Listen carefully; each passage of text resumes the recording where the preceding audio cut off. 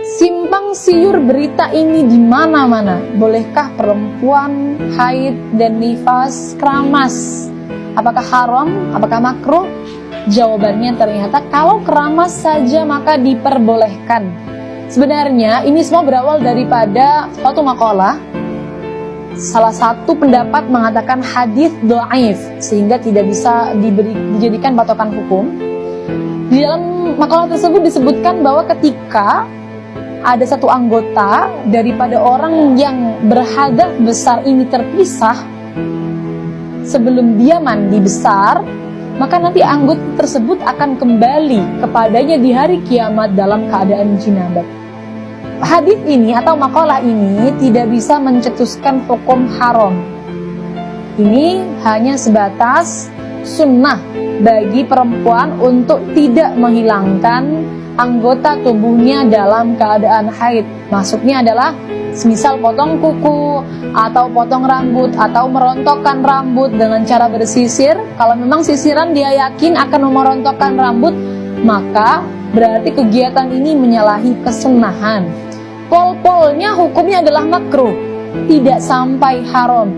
Jadi teman-teman sekalian jangan khawatir. Keramas boleh dilakukan dalam keadaan haid atau nifas. Silahkan keramas. Semisal tetap ingin melakukan kesunahan, maka ketika keramas jangan sampai melakukan gerakan-gerakan yang bisa merontokkan rambut. Kalau memang tidak bisa dihindari harus merontokkan rambut, ya maka berarti tidak masalah. Dia berarti tidak melakukan kesunahan. Atau mungkin hanya sebatas melakukan kemakruhan, tidak sampai melakukan perkara yang haram. Kalangan wanita di berbagai desa dan daerah memang sudah menjamur seperti ini. Kalau semisal dalam keadaan haid, rambut yang rontok dikumpulkan, kalau sisiran harus dikumpulkan. Berawal dari makalah tadi yang mengatakan bahwa rambut yang terpisah atau anggota yang terpisah akan kembali kepada orang yang haid atau orang yang junub dalam keadaan junub nanti di hari kiamat. Ternyata kalau kita lihat daripada hukum fikihnya, apakah harus mengumpulkan seperti ini? Jawabannya adalah untuk perempuan mengumpulkan rambut dan memendamnya itu bukan karena haid saja.